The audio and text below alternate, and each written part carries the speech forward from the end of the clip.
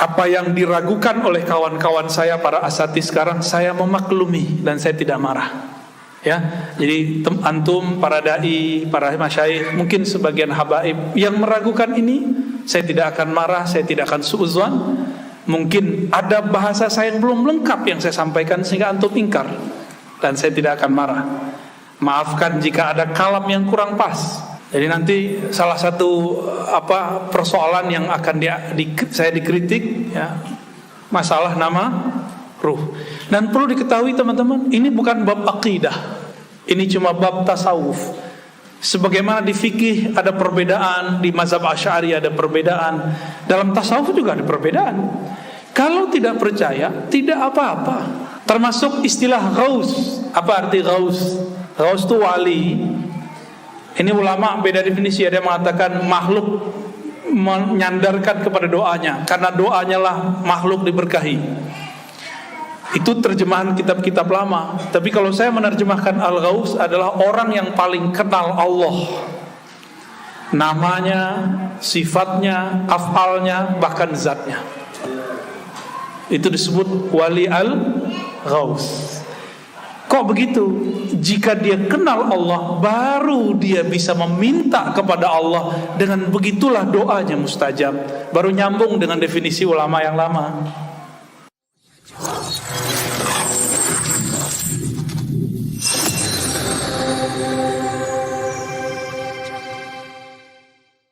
Hampir semua istri Nabi mereka benci, kecuali Khadijah, ya, Ummu Salamah barangkali. Jadi mereka benci sekali dengan sahabat-sahabat Nabi, bahkan kepada Aisyah. Dulu kalau disebut Syiah itu positif, tidak ada masalah. Di zaman dulu Syiah itu pengikut Ali, lawan Muawiyah, itu politik. Belakangan gerakan ini menjadi sebuah akidah. Maka ada beberapa zuriat Nabi protes kepada saya, semua Habib itu Syiah. Saya tanya, Syiah apa dulu? Syiah mahabbah pengikut Sayyidina Ali atau Syiah Rafidah? Saya tanya gitu. Kalau cinta Sayyidina Ali, maka semua kita Syiah. Ya enggak? Benar, antum cinta Sayyidina Ali enggak? Kita semua cinta Sayyidina Ali. Tapi jika cinta Sayyidina Ali membenci sebagian sahabat, maka itu tidak termasuk Syiah yang kita maksud. Ya, jadi Syiah itu sebuah istilah politik yang kemudian berubah menjadi istilah agama. Karena ada politisasi agama. Ini yang bergawat nih di Indonesia mulai ini. Dulu saya kajian, Bapak Saudara makan Allah, tentang kajian Ma'rifatur Ruh, nggak ada yang protes. Giliran saya ngisi di Kemenak, dicari-cari kesalahan saya. Ya. Wah, kayaknya emang ada yang gak seneng kita buka ilmu ini. Jadi antum gak usah balas-balas ya, biarin aja ya. Ya. Jadi gak usah khawatir. Saya kemudian diperkarakan masalah Al-Ghaus, Al-Mahdi. Antum coba cek, apakah pernah saya menyebutkan Al-Mahdi seseorang? Kan gak ada. Ada gak di kajian saya? Hah? Pak Hashim ikut saya kan selama ini. Ini kemana-mana ikut ngaji, sampai ke puncak saya diikutin. Pernah nggak saya mengatakan Al-Ghaus Al-Mahdi si fulan? Pernah nggak? Nggak ada. Justru saya mencintai semua ahlul bait karena saya khawatir nanti dari keluarga mereka keluar Al-Mahdi. Gitu. Cuma sekarang saya punya guru, mursyid saya banyak. Mursyid saya ini Thariqat Nasamaniyah, saya ngambil kepada Abu Hasan Basri, sudah wafat, dan anaknya Abu Darlis bin Hasan Basri. Dan saya diijazahkan Naqsyabandiyah dan Samaniyah, Qadiriyah, Khalwatiyah. Itu ijazah dari mereka. Sebab mereka sudah wafat, ayah dan anak sudah wafat.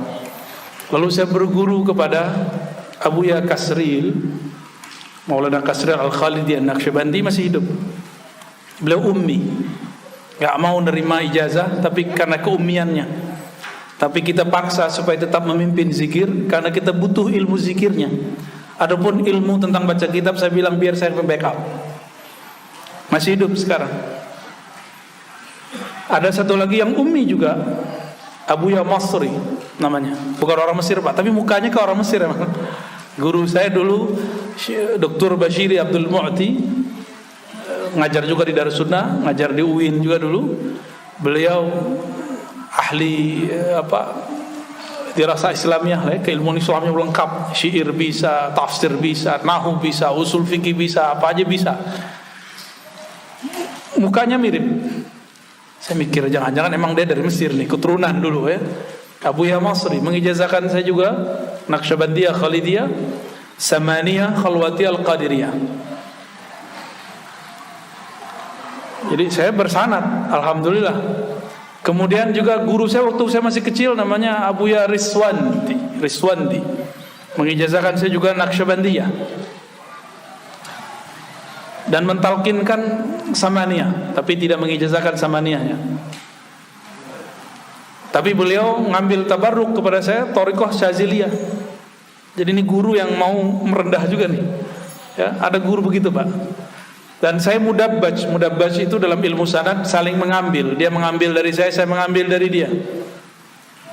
Dengan tuanku Buya Kerajaan nama ininya, nama gelarnya itu di pesantren yang ada di Pariaman. Thariqatnya Syattariyah. Beliau tawadhu sekali orangnya, masih mau dengerin bocah kayak saya ini. Di umur beliau kan saya masih kecil. Tapi setiap kali pulang beliau minta, ayo ngajar kitab sebentar gitu di tempat beliau. Dulu kalau nggak di rumahnya, kalau nggak di pesantren. Dan masih banyak lagi beberapa thariqah dan masyayikh yang mengijazahkan. Sekarang saya ketemu seorang mursyid lagi yang mengajarkan thariqah, gabungan 4 thariqah, lalu kemudian dia mengambil metodologi awalnya, disebut Al-Muhammadi. Jadi gabungan Naqsyabandiyah, Qadiriyah, Syaziliyah, Tijaniyah. Nama guru saya itu Abiya Ahmad Al-Badar. Dan mereka beda-beda. Yang 4 yang tadi itu orang syariat semua. Kalau yang ini Malamatiyah. Kalau Malamatiyah tahu sendiri, ujiannya langsung ke dalam jantung antum itu, sir antum diuji. Saya ketemunya setelah saya berdoa lama bertahun-tahun. Ya Allah, pertemukan saya dengan wali Allah yang mempunyai makrifat tentang engkau. Ujiannya berat. Ketemunya di mana? Dia orang Jakarta tapi ketemunya di Uzbek. Jadi saya karena dari kecil belajar Naqsyabandiyah, saya pengen ziarah ke Naqsyabandiyah dan minta izin, minta kepada Allah, ya Allah pertemukan saya dengan wali-wali Allah. Ternyata saya sekamar dengan beliau. Malam-malam kenalan sampai kami di kota Bukhara. Jadi turun di Tashkent, dari Tashkent terbang lagi ke Bukhara, sekamar. Kata beliau, maafin ya kalau saya agak nyeleneh. Iman saya itu mulai diuji tuh. Pandangan batin saya mulai diuji. Pak. Kak, aneh kenapa? Saya panggil dia Syekh. Dulu belum ada aneh-aneh, pakaiannya masih biasa ke orang biasa. Terus beliau bilang ke saya, ini sering ada kontak batin dengan Sayyidina Al-Khidir. Wah, merinding saya waktu itu. Beneran nih orang nih, wajahnya kok nggak ada tampangnya sama sekali. Pakai jam mahal, ya, pakai baju, pakai celana levis. Pusing juga kita tuh mikirin orang nih, ini zohirnya begini. Dicek sosmednya. Terus saya kan karena khawatir tidak mau mengulangi kesalahan yang dulu diberitakan Allah dalam surat Al-Kahf. Itu bukan salah dosa tapi salah adab. Sayyidina Musa ingkar gak ke Nabi Khidir? Ya, saya gak mau mengingkari hal yang sama lagi. Maka saya dalam hati, ya Allah, jika ini benar tolong kasih saya pertanyaan yang membuat dia tidak tersinggung. Maka saya bertanya, Syekh, kalau saya ketemu Nabi Khidir dalam batin, di dalam rohani, itu cara taunya gimana? Itu bahasa halus daripada saya mau nanya gini ke dia. Muka kayak kamu ketemu Nabi Khidir, tahu dari mana tuh Nabi Khidir gitu. Mau nanya begitu, tapi batin saya mengatakan tanya baik-baik. Siapa tahu dia beneran. Maka saya bertanyalah, Syekh, kalau saya yang ketemu Khidir, Balya bin Mulkan, itu tahu benernya gimana? Langsung dia tunjuk dada saya, kamu kan punya sir dalam dirimu. Merinding saya ditunjuk begitu. Kamu punya sir dalam dirimu. Sirmu itu ada ruh di dalamnya. Ruh kenal dengan ruh, sir kenal dengan sir. Di situ saya mulai berhati-hati dengan orang ini. Gak boleh suzon sama sekali. Suzon lewat kita. Nah itu ceritanya. Maka selama pandemi saya dapat hadiah itu. Hadiah mulazamah, diminta beliau ngajar hikam di tempatnya. Jadi ceritanya saya diminta ngajar hikam di tempatnya. Pak Rozi bisa ngajar hikam nggak? Oh siap, saya ngajar hikam lah di sana. Waduh, saya diuji Pak. Ngajar hikam orangnya main PS. Hikam kan mengajarkan berbaik sangka, benar nggak? Dia main PS, saya bisa nggak baik sangka sama dia? Selesai saya ngajar hikam, saya duduk bersama beliau, nemenin beliau main PS. Ternyata beliau ini satu napas nggak pernah lupa kepada Allah Subhanahu Wa Taala. Jadi ketika main segala macam, ada sirnya turun, diambil kertas, dia tulis. Saya mau nanya waktu itu, Syekh, ente tahu nama ruh, dalilnya mana? Ada nggak ulama terdahulu yang ngomong nama ruh? Jadi dulu saya termasuk meragukan nama ruh. Ya, termasuk yang meragukan nama ruh. Dan itu kepala saya mau pecah Pak, mau ngomongin masalah nama ruh. Karena selama ini saya belajar thariqah. Saya asli belajar thariqah dan dapat ijazah kemursidan. Beda dengan orang di luar sana yang anti dengan masalah ini. Dia belajar thariqahnya cuma lewat kitab, atau cuma baca rotib-rotib aja. Gak pernah suluk 40 hari, gak pernah suluk sekian hari, gak pernah ikut suluk tarekat apa. Saya ngikutin dan emang gak ketemu dalam kitab-kitab yang pernah saya baca. Ternyata saya kurang baca kitab. Ada ternyata. Kata beliau, ente cari, lagi main PS. Ini orang gak pernah nyantri Pak. Tapi dia bilang saya belajar kitab tasawuf bukan di sini, tapi di alam lain. Wah, kan pusing lagi kita. Selama ini saya kan tahu nama kitabnya Ghunyah, karya Syekh Abdul Qadir Jilani. Lagi habis main PS dia bilang, tutup. Kamu kalau ragu bab ruh, padahal saya nggak nanya Pak, cuma di hati doang. Kamu kalau ragu masalah ruh, cari kitab Syekh Abdul Qadir Jilani, buka kitab Al-Ghunyah. Kitab apa? Al-Ghunyah. Saya mikir kapan orang ini baca kitab Ghunyah. Kitab itu saya udah punya, cuma nggak tahu waktu pindahan nggak ketemu. Saya beli lagi itu kitab. Bener, sekarang 2 eksemplar saya punya, ketemu lagi itu kitab. Jadi saya beli kitab itu seminggu setelah dari ketemu. Saya waktu itu datang sekali seminggu. Udah hampir khatam nggak ketemu. Tambah shock di hati nih. Oh kayaknya nih asal tebak-tebakan doang nih.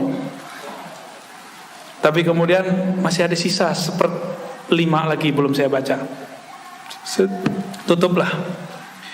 Kirim dulu Fatihah ke Nabi sallallahu alaihi wasallam. Al-Fatihah li ruhin Nabi sallallahu alaihi wasallam. Lalu saya Fatihain juga beliau yang bilang itu. Kalau ente benar nih pasti ketemu langsung nih. Benar, saya buka ketemu halaman itu langsung. Tapi ketika buka itu, saya udah bolak-balik belum paham juga. Baca balik. Bagian mana ya? Ulang lagi. Yang ketiga baru ketemu. Jadi ketika seseorang jadi murid, ya, ini ada orang jadi murid nih.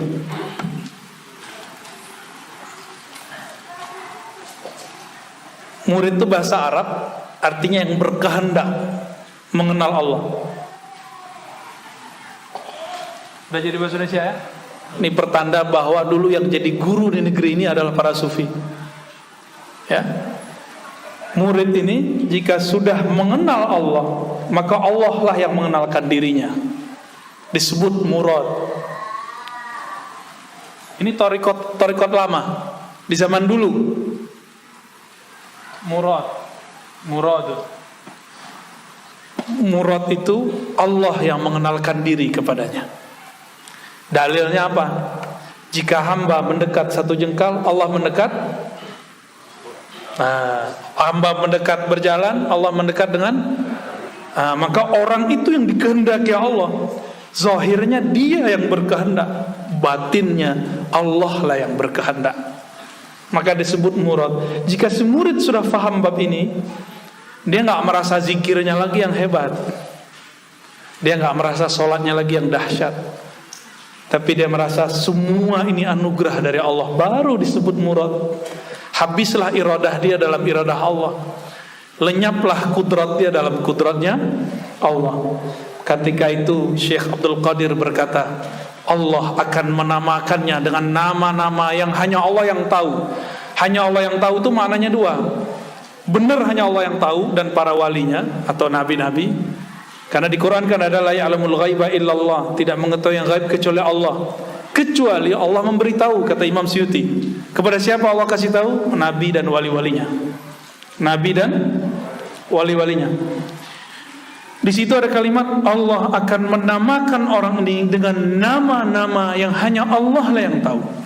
Makna keduanya, nama-nama itu banyak, hanya Allah yang tahu berapa banyak nama itu. Ternyata ini kan teman kita nih, Bang Dodo, juga berguru kepada Syekh Hisham. Kata Syekh Hisham juga sama ya, satu orang bisa punya nama lebih dari satu. Nih, Syekh Hisham Kabani, tahu Syekh Hisham Kabani, murid Syekh Nazim. Syekh Abdul Qadir ngomong gitu loh ya. Allah akan beri lakop dia dengan lakop itu gelar yang hanya Allah yang tahu. Bisa berarti hanya Allah yang tahu dan para walinya, atau hanya Allah yang tahu berapa jumlah daripada gelar-gelar tersebut gitu. Dari itu semuanya gelar-gelar dan nama-nama makom dan ma'rifat. Disitulah saya kemudian tambah tasdik. Itu belum tasdik bener, masih proses ya, bertahap.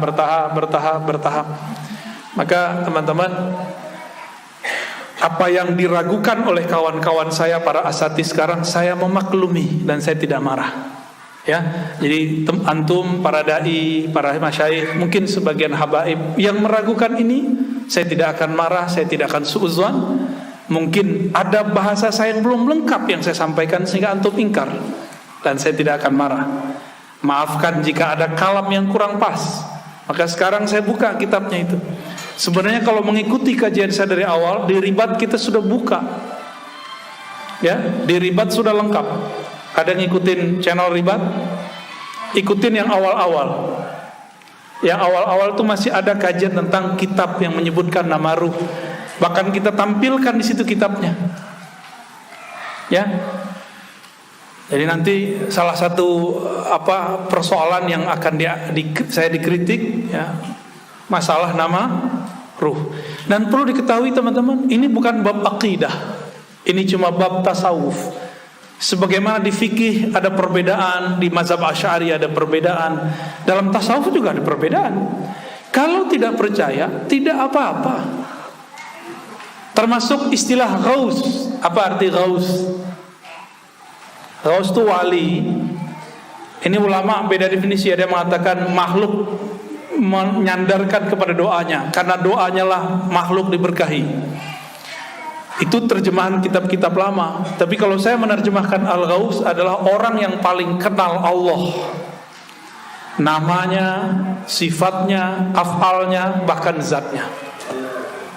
Itu disebut wali al-ghaus. Kok begitu? Jika dia kenal Allah, baru dia bisa meminta kepada Allah. Dengan begitulah doanya mustajab. Baru nyambung dengan definisi ulama yang lama. Gitu. Jadi ketika saya mengambil ini dari hadis Nabi, ketika ada seseorang sahabat berdoa, doanya lucu. Antum pasti dengarnya lucu. Allahumma ya ahad. Kalimat gimana? La ilaha illa anta lam talid wa lam tulad nas'aluka bi annaka la ilaha illa anta anta samad lam talid wa lam tulad wa lam takul lahu kufuwan ahad. Lucu enggak bunyinya? Wa lam talid wa lam tulad. Orang awam dengarnya wa lam tulad. Lucu enggak dengarnya?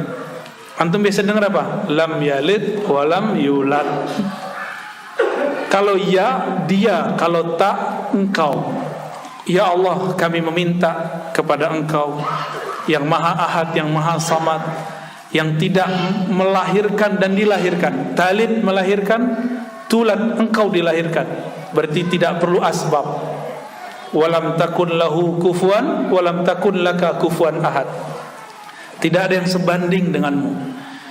Kata Nabi, orang ini meminta dengan nama yang disebut Ismul A'zam, nama yang agung, yang mana jika nama ini dibaca maka doa akan dijabah.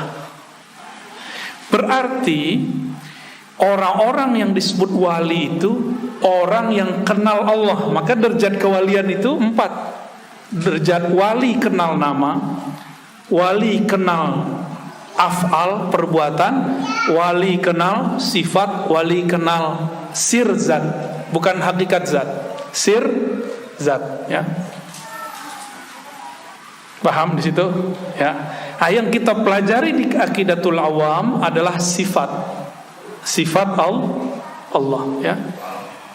Yang kemudian dimulai dengan sifat zat, itu wujud. Nah, di sini kita mulai nomor 5 aja ya, karena pada lupa semua kan? Ya, benar. Bait nomor 5, wa ba'du fa'lam biwujubil ma'rifah min wajibin lillahi 20 sifah. Ketahuilah yang mesti diketahui oleh kita, bukan oleh Allah. Min, di antara yang wajib diketahui, Allah memiliki 20 sifat. Bagi siapa diketahui? Bagi kita. Sifat Allah banyak enggak?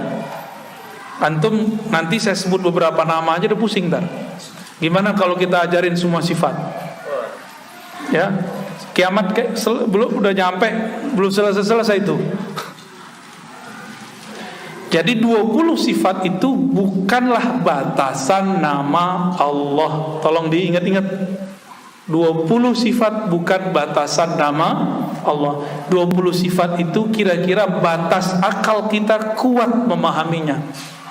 Paham di situ ya? Oke. Yang pertama apa? Fallahu mawjudun. Allah itu mawjud. Nah, wujud itu ada 2. Boleh Mancung dibantu hapus. Fallahu mawjudun.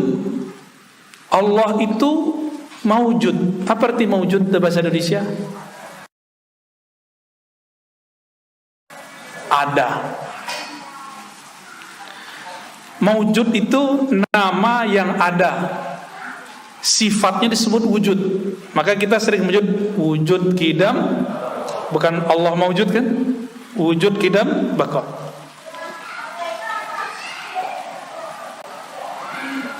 Wujud di alam semesta ini ilmu akidah. Saya bukan ngomong ilmu tasawuf ya. Kita garis dulu.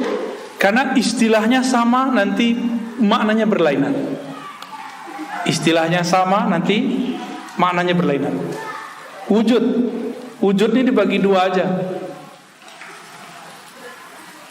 Kalau ulama sih bagi 3 ya. Kita bagi 3. Wajib disebut wajibul wujud, yang mesti ada, yang tidak mungkin tidak ada. Ulama ahli akidah, ahli kalam menggunakan akal dan nakal. Nakal Quran, dalil teks, untuk menetapkan wajib wujudnya Allah. Allah itu wujudnya gimana sih? Jadi gimana metodenya? Akal dan nakal. Tapi coba antum ngomong sama non muslim, bisa nggak pakai surat kulhu? Dia nggak percaya, maka akalnya dulu yang ditembak. Ya, kita ajak dia mikir. Mungkinkah air ini tidak ada yang buat? Nggak mungkin. Ini orang-orang non muslim nih yang ateis. Mungkinkah masjid ini tiba-tiba terjadi aja? Dia pasti bilang nggak mungkin. Kita gedein lagi. Mungkinkah bumi ini tidak ada yang buat? Oh nggak mungkin, mesti ada. Jika satu botol ini aja ada yang buat, masa alam semesta nggak ada yang buat? Maka ini disebut wajibul wujud. Mesti ada. Mustahil tidak ada. Mustahil tidak ada. Itu kalau di matematika, negatif kali negatif. Jadi apa? Itu yang disebut wajib. Wajibul wujud, yang wajib wujudnya, yang akal kita akan mustahil mengatakan dia tidak ada. Cuma akal hanya sampai mengatakan dia ada, titik gitu. Terusannya dia mesti menggunakan dalil-dalil Al-Quran dan Sunnah.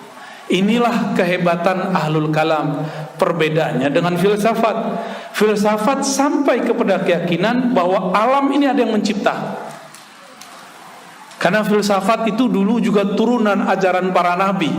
Tidak seperti yang dikarang-karang oleh kelompok anti filsafat yang mengatakan filsafat ini buatan Aristo. Bukan. Filsafat itu dulu sudah ada semenjak zaman-zaman para nabi. Aristoteles dalam riwayat yang dinukil oleh Syahrastani adalah seorang murid yang terhubung kepada Nabi Sulaiman. Nabi Sulaiman nabi bukan? Gimana? Kira-kira mau anti filsafat? Ya.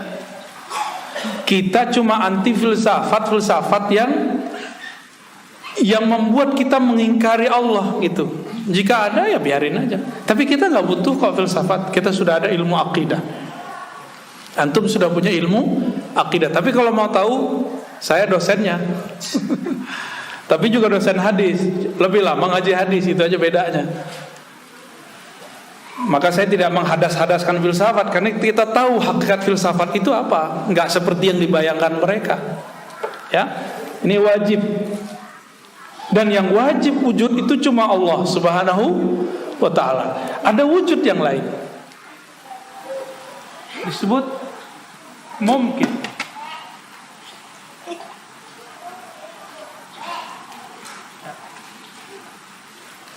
Mungkin. Apa arti mungkin? Bisa jadi ada, bisa jadi tidak ada.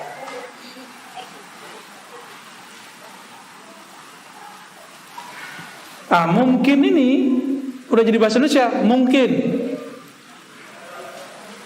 Ada mungkin secara, ini ada dua ya.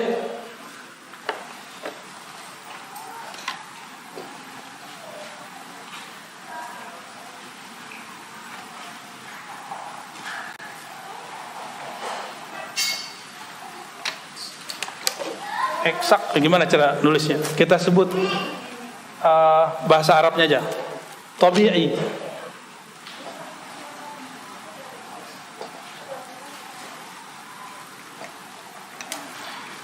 Secara akal. Dan yang kedua secara tabi'i. Tabiat itu yang orang sebut hukum alam. Contoh api secara hukum alam apa?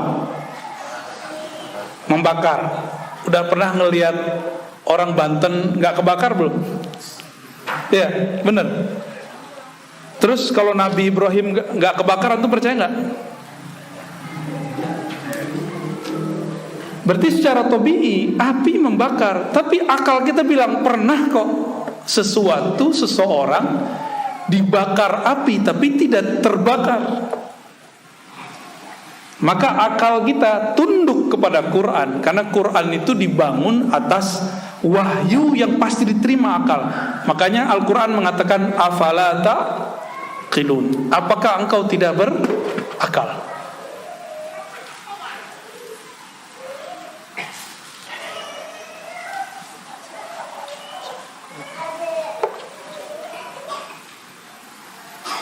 Jadi akal itu beda dengan logika. Akal beda dengan logika. Logika itu bahasa Arabnya mantik, logik. Bahasa Yunaninya logos. Orang sering bilang, oh nggak masuk logika. Itu dia keliru. Logika itu ada premis. Kalimat 1, kalimat 2, kalimat 3. Nah itu namanya logika. Contoh gini. Bumi ini, jangan pakai bumi, segala sesuatu yang berubah-ubah itu dicipta. Segala sesuatu yang berubah-ubah itu dicipta. Antum berubah nggak dari kecil? Siapa yang merubah? Ayah, ibu? Enggak. Makanan? Enggak. Bumi berubah-ubah nggak? Malam, siang, malam, ada yang merubah. Pasti ada yang merubah. Segala sesuatu yang berubah dicipta. Bumi berubah-ubah, maka bumi pasti dicipta. Ini waktunya sampai jam berapa nih? Apa diundur azannya? Gimana pengurus? Cuma sekali sebulan doang nih. Ya, yang penting jamaahnya ada, ditakhir tapi jamaah. Nanti kita komat aja ya. Oke. Lagi nanggung kan? Secara kasat mata api membakar, tapi kejadian Nabiullah Ibrahim tidak dibakar. Maka akal harus mengatakan secara tabii api wajib membakar. Disebut dalam ilmu akidah hukum adi. Hukum adi itu kita sebut hukum adat, tapi adat dalam bahasa Indonesia beda dengan adat dalam bahasa Arab. Ada itu artinya yang berulang-ulang. Ayah dari guru saya Syekh Muhammad Said Ramadan Al-Buti mengatakan, karena setiap hari kita melihat api membakar kertas, membakar rokok, maka kita mengatakan api pasti membakar. Maka disebut hukum adi. Adi sesuatu yang berulang. Coba air yang mengenyangkan, air yang menyegarkan, nasi yang mengenyangkan. Karena setiap pagi selesai kita sarapan, kita kenyang. Benar ya? Setiap pagi, maka kemudian kita berkesimpulan bahwa airlah yang menyegarkan, nasilah yang disebut hukum. Sedangkan ini disebut hukum akli.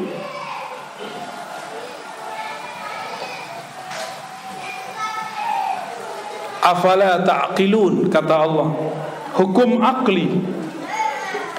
Hukum akli, dia melihat celah bahwa sebenarnya bukan air yang menyegarkan. Kenapa? Bukan air yang membuat kita kemudian masih bertahan hidup.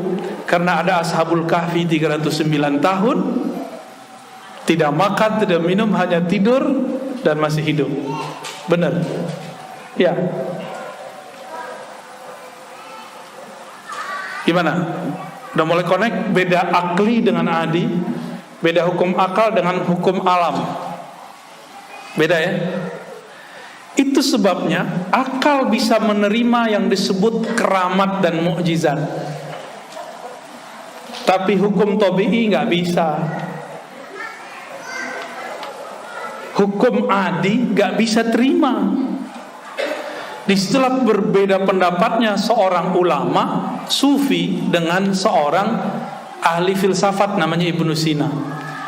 Ibnu Sina bilang kalau batu dilempar ke atas pasti jatuh. Dia ngomong hukum berat massa. Ini beda aliran dengan yang lain, pakai tarik menarik, magnet. Ini dua aliran nih.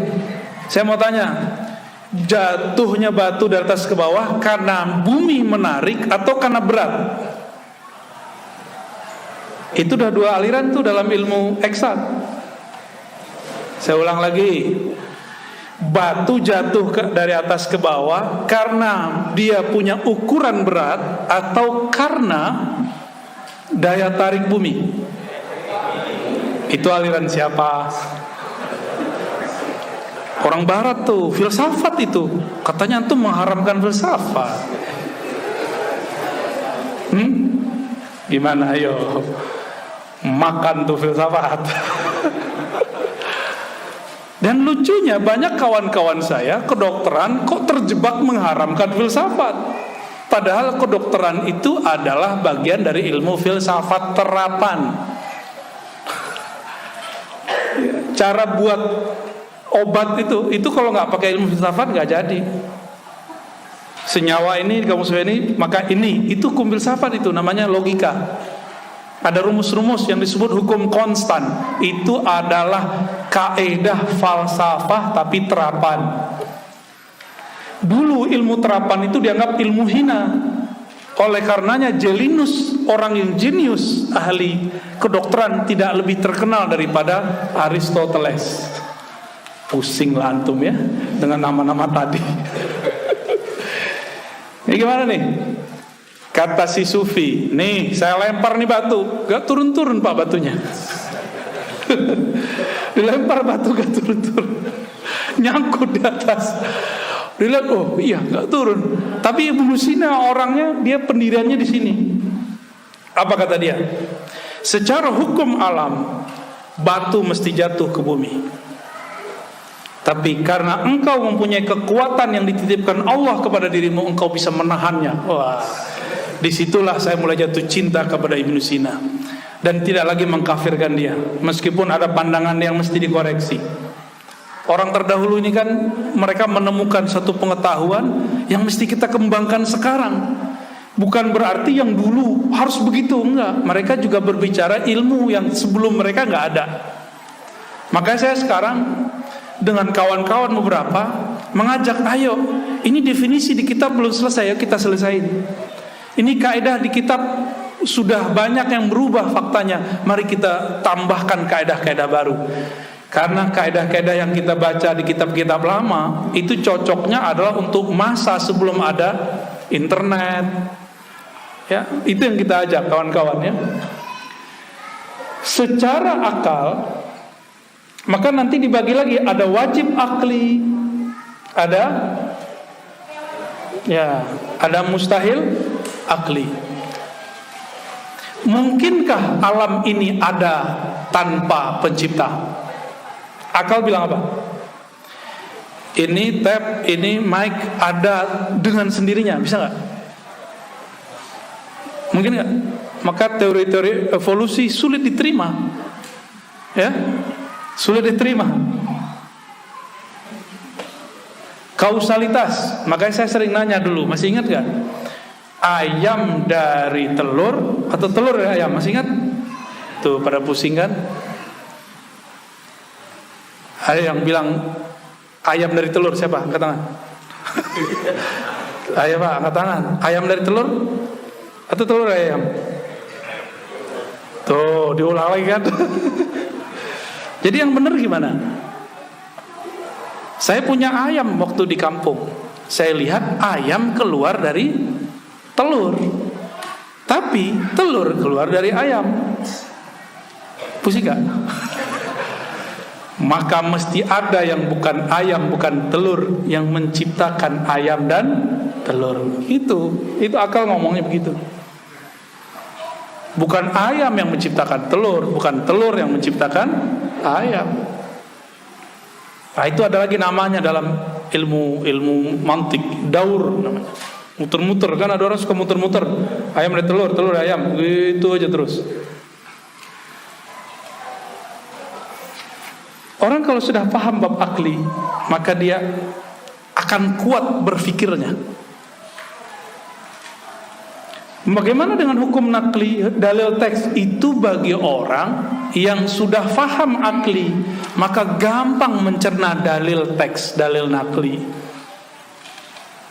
Jangan langsung dicokokin teks, nanti pokoknya begitu jadinya. Gak ada berfikirnya. Pokoknya di Quran begini, haram. Ya enggak, itu enggak mikir. Allah nyuruhnya mikir. Ya. Jadi wujudnya Allah itu disebut wujud wajibul wujud, ya. Selain Allah disebut dengan alam dalam ilmu akidah. Kalau dalam ilmu tasawuf itu beda lagi istilahnya.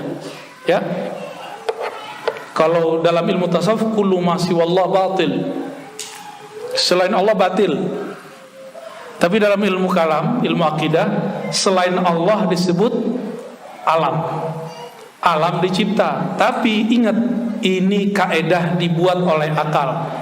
Dan setiap kaedah yang dibuat akal mesti ada pengecualiannya. Likulli qaidatin musnasnayat. Setiap kaedah mesti ada tasnayat, pengecualiannya.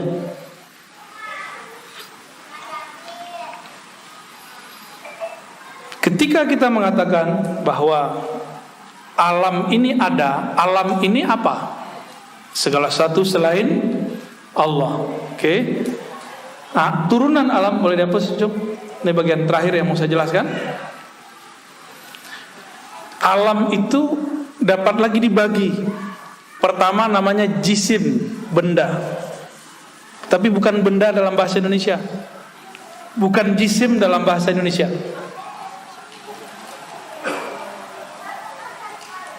Alam itu mungkin. Ya, bagian dari mungkin.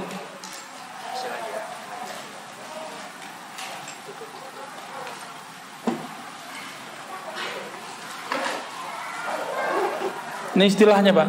Saya susah membahasakannya. Tapi saya terjemahin ya. Jisim itu benda.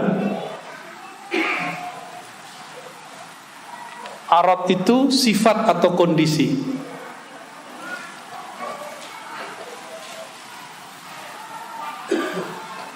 Ini terjemahan paksaan ya. Sampai hari ini belum ketemu terjemahan yang pas. Jisim, benda, sifat, kondisi. Contoh, ini apa namanya? Whiteboard. Oke, papan tulis putih. Itu aja deh, itu bahasa Inggris, Pak. Papan tulis, benar nggak? Ini papan tulis, warnanya apa? Oke. Apakah putih itu papan tulis? Ini putih nggak? Tapi bukan papan tulis. Muka saya putih nggak, Pak?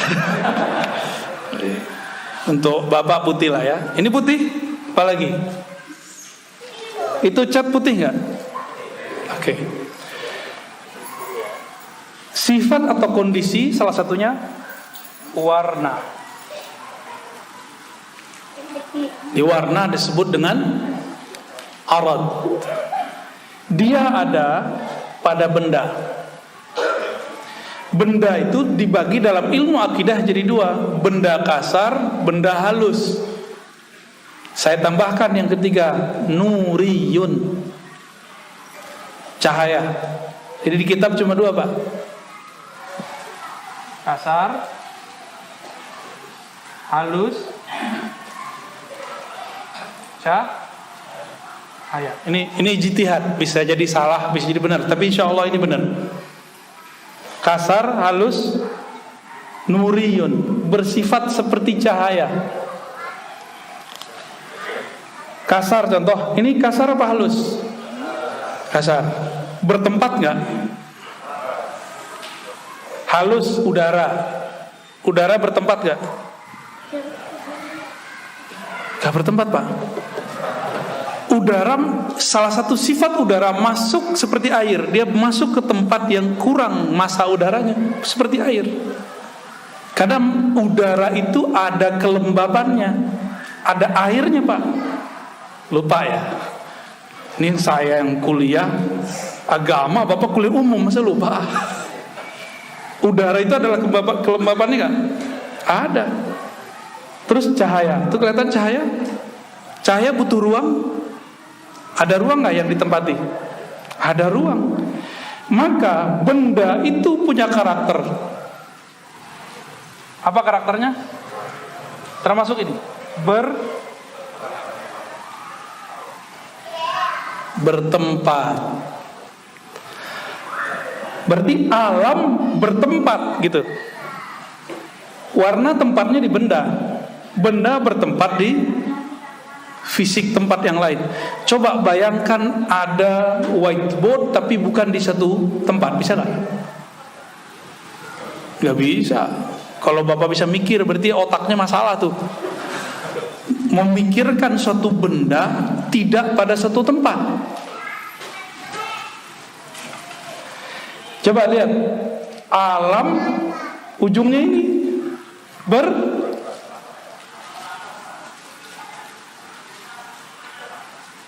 itu maksud kajian kenapa dipisah jadi dua, ya? Kenapa ini dipisah?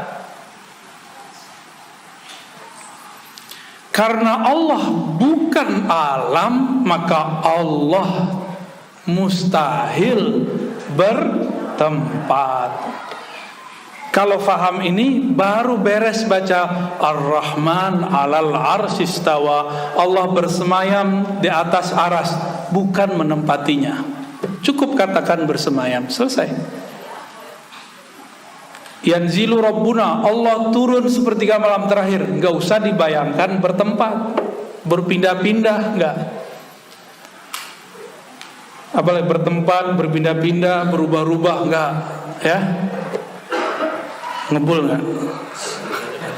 Tapi bisa dipahami ya? Alhamdulillah. Ini baru belajar ilmu aqidatul awam. Begini cara belajar saya dulu kepada guru-guru saya. Sudah mulai paham? Dikit-dikit aja dulu ya. Di sini cukup? Cukup ya? Jadi kalau disebut dalam surat Asy-Syura, surat musyawarah, laisa kamitslihi syai', tidak ada yang serupa dengannya satupun, yaitu alam. Tiadalah alam serupa dengannya. Alam bertempat, dia tidak bertempat. Alam berbentuk, Allah tidak berbentuk. Alam berubah-ubah, Allah tidak berubah-ubah. Alam ada awalnya, Allah tidak berawal. Alam ada akhirnya, Allah tidak berakhir. Baru pas maknanya huwal awwalu wal akhiru. Dia maha awal, bukan berarti ada awalnya, justru tidak berawal. Wal akhiru, dia tidak berakhir. Gitu ya.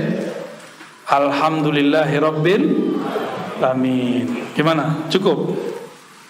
Mau nanya? Ya? Mau nanya? Oke, silakan. Benar bisa dipahami? Kalau enggak kita ganti metodenya. Bisa ya? Ya silakan. Langsung aja.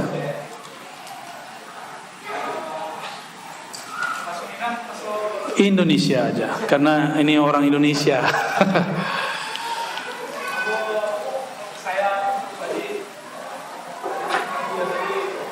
Ini. Ya, silakan.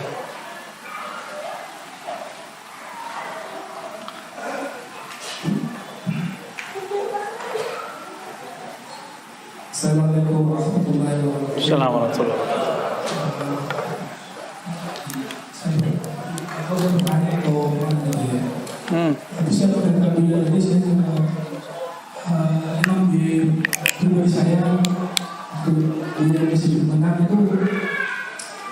ada satu problem dalam menurut saya. Maksudnya katanya banyak, tapi pertanyaan tidak ini seperti itu ya. Ya. Kenapa tidak berkuat? Kenapa tidak apa namanya? Maksud saya itu menolak. Ya. Betul. Itu dari berpikir mas saya. Terus ada jawabannya nggak? Oke, baik. Terus kemarin itu saya mengamalkan ini masih banyak gitu ya. Artinya banyak yang rusak ini. Mungkin secara permata tidak bisa bu ya, saya kita amal ya. Amal-amal gitu kan. Bagaimana bisa memperbaiki. Oke, baik. Ya. Antum nanya kayak beliau juga nggak? Kenapa saya ngisi di Kemenang? Udah tahu kan? Ya. Saya diundang sebelum masalah Gus Menak itu. Oke. Itu pertama. Kalau janji mesti ditepati. Saya mau nanya, mereka Muslim nggak? Oke, mereka Muslim. Kalau saya bikin janji dengan mereka, saya wajib nggak menepati? Jangan dibayangkan honornya, Pak. Honornya kecil. Jangan tanya honor, antum suuzon mana? Dosa tuh. Ya. Saya diperintah oleh salah satu guru saya. Dulu kan saya nggak mau masuk ke wilayah itu sama sekali. Kalau tidak ada di antara kita yang berdakwah di kalangan umara, maka nanti ada kelompok ekstrim yang akan masuk. kamu harus masuk. Maka saya katakan, labbaik ya syekhi, baik tuan guru, saya terima mandatnya. Maka mulailah, habis itu besoknya itu ada orang dari Kemenak ngundang saya, dan saya terima. Kemudian terjadilah kasus video itu yang dipotong itu. Dan saya berjanji kepada teman-teman, saya akan sampaikan keluhan antum. Dan saya sampaikan, coba kalau saya nggak diundang, siapa yang mau nyampein? Saya sampaikan. Dan ternyata orangnya humble, dan saya bilang, Gus, minta maaf saja. Meskipun maksud antum bukan itu, minta maaf saja. Tapi ternyata kayaknya beberapa timnya tidak berkenan. Cukup buat klarifikasi lewat tulisan. Saya bilang, mesti video, karena orang sekarang malas baca. Buatlah video, antum minta maaf. Ya, nggak tahu kan, kita nggak boleh maksa orang, kita cuma boleh menasihati. Ya. Dan seandainya pun dia benar-benar maksud begitu, itu kan merugikan dia. Dan dia ngomong begitu, saya nggak mungkin lah, kata dia nih. Jadi saya minta klarifikasi, benar gak ente maksud begitu? Aduh Buya, katanya, saya ini kan orang Nahdiyin, yang paling berisik pakai toa kan orang NU. Benar gak? Bukan orang Muhammadiyah, bukan orang Salafi, bukan Ikhwani. Yang paling berisik itu NU. Karena orang NU ini suka beragama tuh rame, asik. Benar gak? Kayaknya rame gitu, seru gitu, hidup negeri itu kayak rame. Justru kalau saya konsisten dengan ini, bahwa maksud saya adalah syiar-syiar ini, saya yang rugi, kan saya orang NU katanya. Ya terserahlah, walau alam. Yang penting kalam-kalam nasihat saya sampaikan. Kalam nasihat saya sampaikan. Dan nyampe nasihat kasar-kasar atau lembut kalau kita nasihatin orang? Atau ngomong lewat YouTube, "Woi, orang kafir. Menak kafir," gitu nggak ngomongnya? Itu bukan ngasih nasihat, itu namanya caci maki. Kalau ngasih nasihat, jangankan kepada Menak. Sayyidina Musa diperintah untuk ngomong kepada Fir'aun, ngomong baik-baik. Benar nggak? Padahal Fir'aun sudah ngaku jadi Tuhan.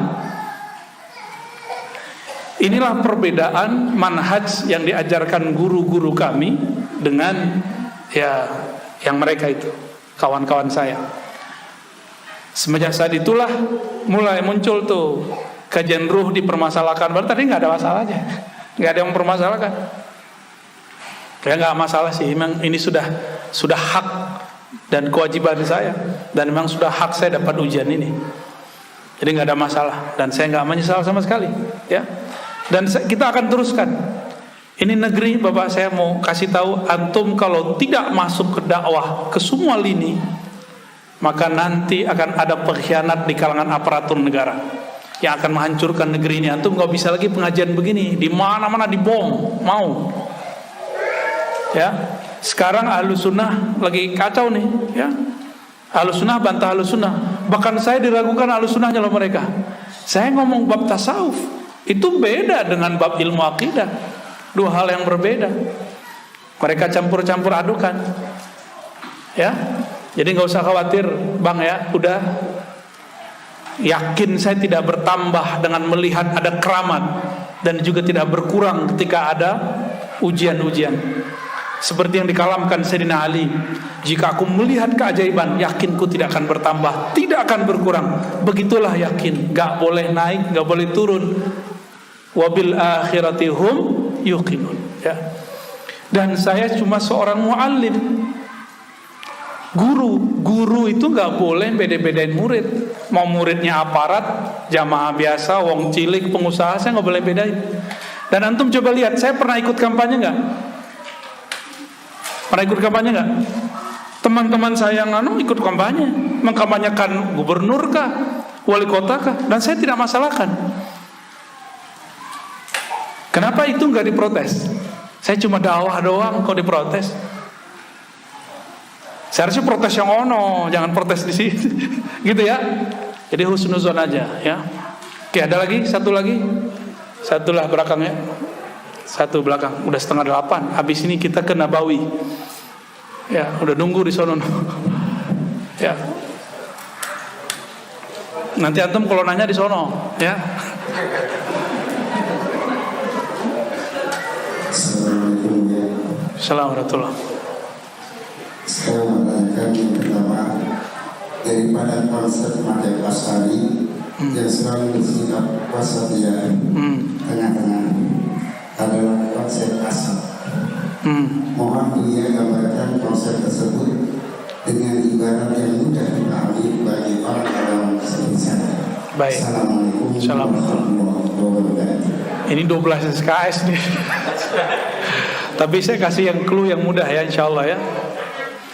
Coba angkat tangannya semua. Itu antum yang angkat, Pak Allah yang angkat? Hah? Siapa yang angkat? Sadar gak ngangkat tangan tadi? Kesadaran itu disebut kasab.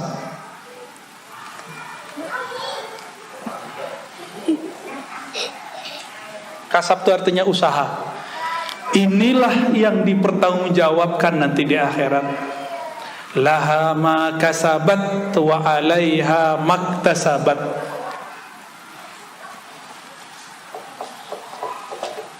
Paham? Gampang ya? Jadi Nabi Khidir ketika bunuh anak kecil itu nggak pakai kasab dia. Dia bukan lagi dia, gitu. Tapi dia, saya pusing tuh. Hanya ilmu tasawuf yang bisa menjelaskan. Ilmu ini nggak bisa. Maka ilmu kalam ada batasnya. Oke? Mudah dipahami? Coba antum ngelirik seorang cewek yang buka aurat. Matanya ngelirik atau matanya ditarik oleh orang itu? Siapa yang salah? Mata kita yang ngelirik. Kita melirik dia, itu disebut kasab. Itu yang kita tanggung jawab di hadapan Allah nanti. Oke? Sudah paham? Nah, ini versi gampangnya. Kalau versi sulitnya nanti ada namanya Jabariyah, ada Qadariyah, ada Ikhtiar, ada Qudrah, ada Irada, ada Kun, ada Fayaqun, macam-macam. Iya, pecah tar kepalanya. Pelan-pelan Pak ya, karena ilmu ini mesti saya suapin pelan-pelan. Karena ilmu ini dulu adalah santapan santri di pesantren, santapan mahasiswa di kampus. Sekarang saya turunin karena saya anggap masjid ini pesantren terbuka. Jadi kalau antum disebut saya santri siapa? Santri terbuka, bukan santri kilat. Oke, cukup. Mungkin yang masih ada waktu silakan ikut ke Masjid An-Nabawi.